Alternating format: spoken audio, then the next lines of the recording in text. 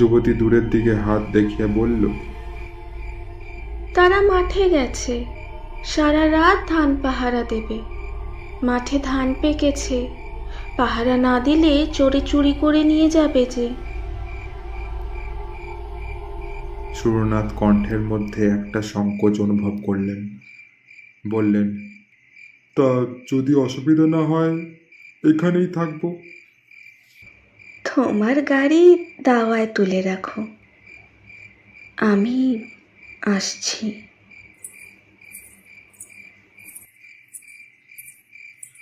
এই বলে যুবতী ঘরে প্রবেশ করল। তারপর একটি মাদুর এনে একপাশে পেতে দিল। এক ঘটি জল ও গামছা খুঁটির পাশে রেখে বলল, নাও, হাত মুখ ধো। চা খাবে তো? আমি এক্ষুনি তৈরি করে আনছি। এই বলে যুবতী ঘরের ভিতর চলে গেল। সুরনাথ মুখ হাত ধুয়ে মাদুরে বসলেন। ঘরের প্রদীপ জ্বলে উঠল।